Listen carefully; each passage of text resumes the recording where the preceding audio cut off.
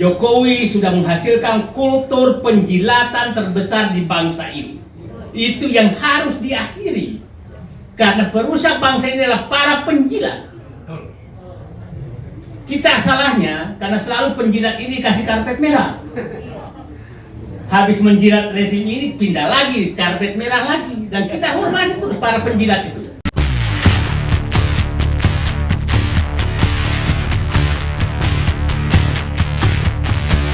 Itulah yang dikerjakan hasil kerja dari rezim Jokowi, membikin bangsa ini bagaikan mobil mogok di jalan yang salah di pinggir jurang.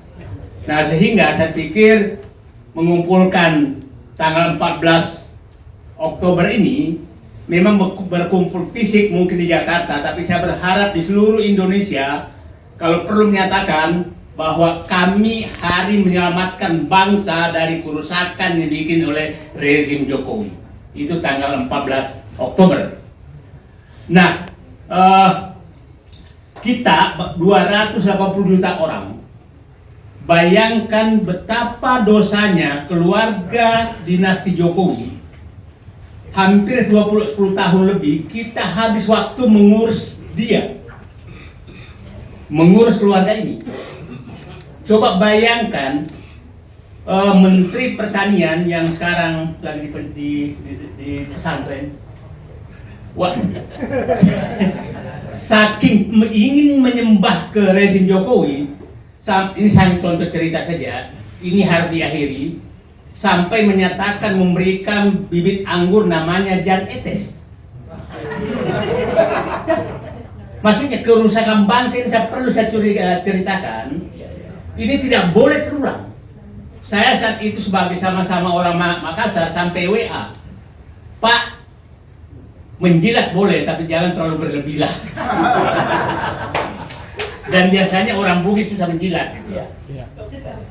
Nah, coba bayangkan, ini contoh Bapak betapa rusaknya bangsa ini dibikin oleh Jokowi, seorang menteri, tokoh yang ingin mempersembahkan ke cucunya.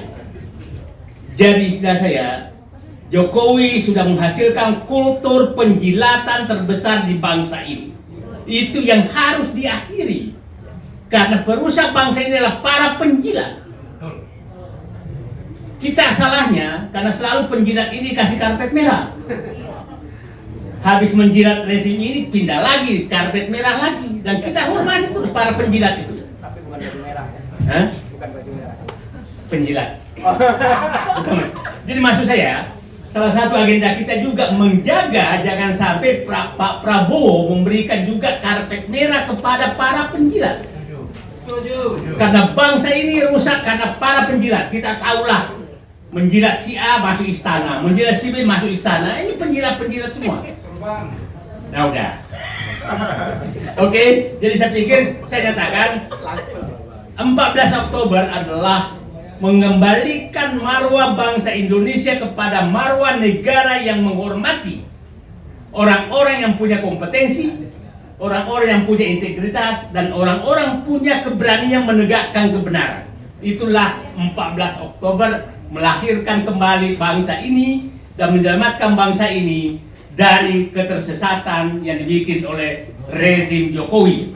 Dan selanjutnya kita akan menyiapkan tuntutan untuk Jokowi bertanggung jawab atas keseluruhan bangsa ini. Jadi 14 Oktober titik awal untuk meminta pertanggungjawaban rezim Jokowi. Terima kasih. Assalamualaikum warahmatullahi wabarakatuh. Itulah yang dikerjakan hasil kerja dari rezim Jokowi, membikin bangsa ini bagaikan mobil mogok di jalan yang salah di pinggir jurang.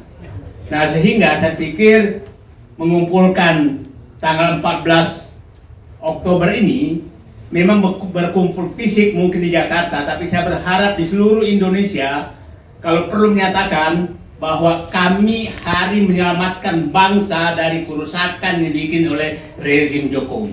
Itu tanggal 14 Oktober. Nah, kita 280 juta orang. Bayangkan betapa dosanya keluarga dinasti Jokowi. Hampir 10 tahun lebih kita habis waktu mengurus dia. mengurus keluarga ini. Coba bayangkan Menteri Pertanian yang sekarang lagi di pesantren, wah, saking ingin menyembah ke rezim Jokowi, ini saya contoh cerita saja, ini harus diakhiri, sampai menyatakan memberikan bibit anggur namanya Jan Etes.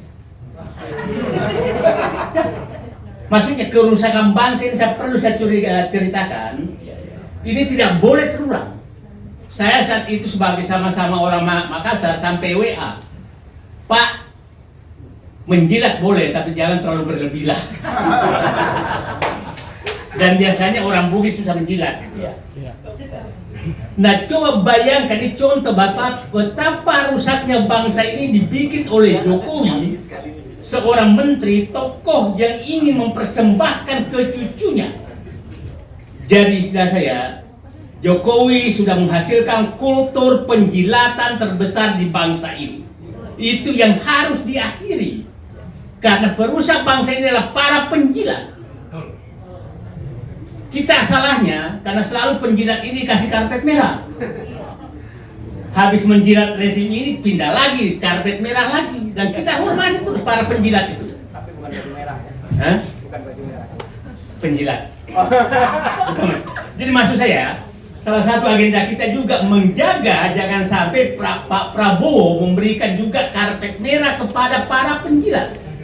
Setuju. Karena bangsa ini rusak karena para penjilat. Kita tahulah, menjilat si A masuk istana, menjilat si B masuk istana. Ini penjilat-penjilat semua. Nah udah.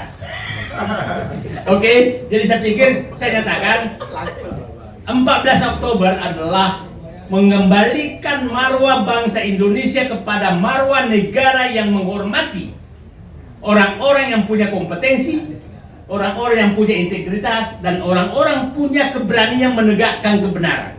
Itulah 14 Oktober melahirkan kembali bangsa ini dan menyelamatkan bangsa ini dari ketersesatan yang dibikin oleh rezim Jokowi. Dan selanjutnya kita akan menyiapkan tuntutan untuk Jokowi bertanggung jawab atas keseluruhan bangsa ini. Jadi 14 Oktober titik awal untuk meminta pertanggungjawaban rezim Jokowi. Terima kasih. Assalamualaikum warahmatullahi wabarakatuh.